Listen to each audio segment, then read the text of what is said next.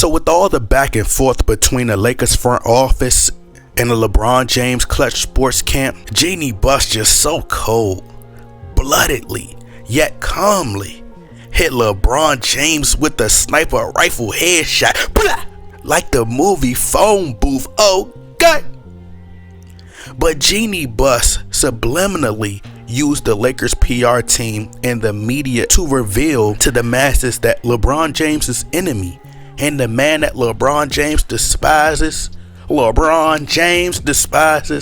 and who he perceives to be the so-called racist, and Phil Jackson, has been consulting the Lakers the entire season. He's been consulting Jeanie Buss on the decision making this entire season. So when the Lakers didn't make that trade for John Wall, and they didn't trade that 2027 pick, was it actually Phil Jackson and not Rob Pelinka that stepped in and said, hey, that's a dumb move. Russell Westbrook and John Wall have similar styles. They play identical, and you're going to get the same result if you bring him in with LeBron James, and they're still blaming John Wall. Now, do I believe that Phil Jackson was secretly Jeanie Buss consultant? No. Why would that need to be a secret, especially if the Lakers are losing? Who wants to take credit for that? I don't want to take credit for a losing season. You barely about to make it to a play-in tournament. It makes no sense to me. But it's funny because, in other words, basically, LeBron James has been playing for Colonel Sanders, Mr. KFC, all season. Now, some of y'all won't catch that, but it was rumored that Colonel Sanders was a racist. And I mean, as you can see, Phil Jackson looks just like Colonel Sanders. But anyway, boy, this is hilarious because Mr. Pro-Black activist Dr. LeBron Luther King X is playing for Massa. But in all seriousness, all jokes aside, anybody who has common sense and has any brain cells knows that Phil Jackson is far from a racist. Like, nobody even takes that serious. And that's why when LeBron James said, alluded to it, it's like, come on now, bruh. But Jeanie Buss hit LeBron James with that welding. Got it! Got it!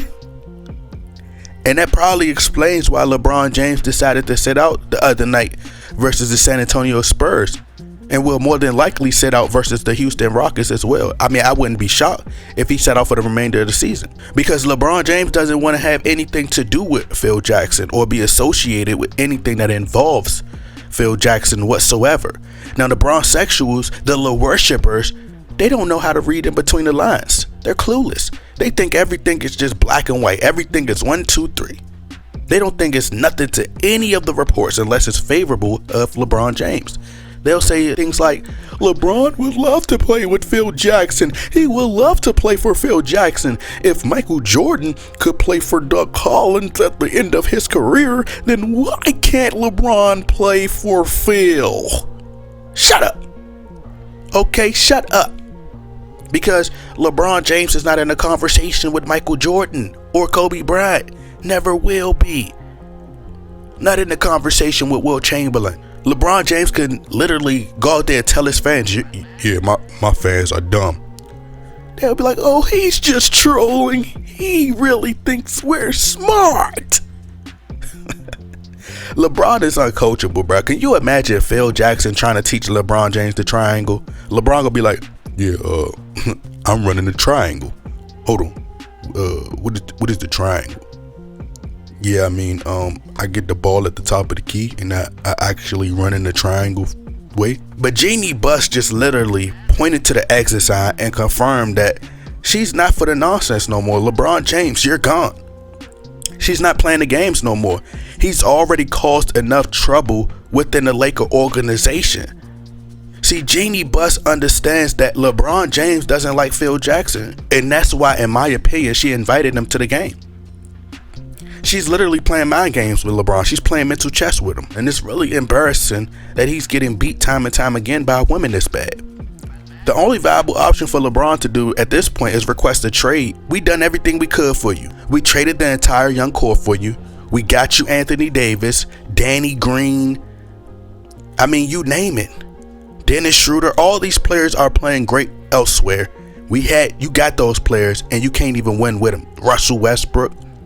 You've drained this entire franchise for everything it's worth. You have your paid guys in the media slandering our players, slandering our front office, and it's caused a ripple effect to the fans, and now they've turned on Russell Westbrook and sending death threats to his wife. See, the bronsexuals are the worst pieces of dog poop known to mankind. I will never have respect for LeBron James or his fan base, because he's the reason these idiots are sabotaging these players' lives. LeBron James is trash, and him and his son can go play overseas or go play in the Gatorade League. Just trash. Coward. Spoiled brat. And that's what he's doing to Russell Westbrook, not being a leader and stepping in and saying, I'm defending my teammate. I will never have respect for LeBron James. He's overrated, and he will never be Jordan or Kobe.